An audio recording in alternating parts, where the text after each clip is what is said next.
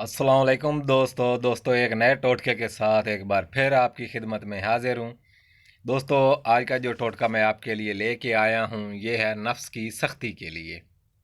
ठीक है दोस्तों, ये टोटका जो है ना नफ्स की सख्ती के लिए है। बिल्कुल आम सा टोटका है। ठीक है, घर में आप आसानी इसको तैयार कर सकते हैं और इतना महंगा नहीं है। इसमें आपने दो चीज़ें इस्तेमाल करनी हैं। एक करनी है खरातीन और एक लेनी है अलग। मज़ीद मैं ऊपर लिख कर लगा दूंगा। ये दोनों चीज़ें आपने बाज़ार से ले लेनी है। लेने के बाद इनको करना है आपने खुश्क।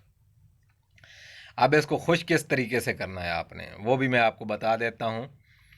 आपने इनको खुश्क करना है छाँव पे रख के, साया वाली जगह पे रख कर इनको आपने खुश्क करना है। धूप पे रख के बिल्कुल खुश्क नहीं करना। बात की समझ आ गई है?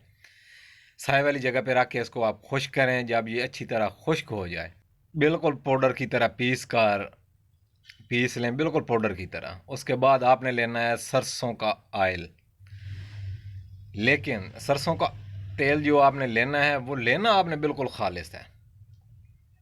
कहीं से खालिस सरसों का तेल ले लें। उसके अंदर इनको डालकर फिर अच्छी तरह मिक्स कर लें। मिक्स करने के बाद एक हफ़्ता 10 दिन आप इसका लगातार इस्तेमाल करें नफ्स के ऊपर।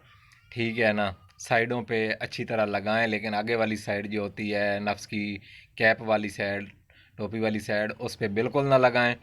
ठीक है, बाकी जो साइडें हैं उन पे अच्छी तरह इसको लगा कर इसकी मालिश कर लें थोड़ी सी। उसके हफ्ता 10 दिन लगाने के बाद फिर आप बेशक रेस्ट कर लें। दवाई जो बच जाएगी उसको आप रख लें। वो भी रखना है आपने इस तरह के पड़ी रहे। फिर 1 माह बाद फिर आप इसी तरह इसको दोबारा इस्तेमाल करें। नफ्स के अंदर इतनी सख्ती आ जाएगी, जैसे वो कहते हैं ना कि पत्थर पे मारो टन टन करेगा।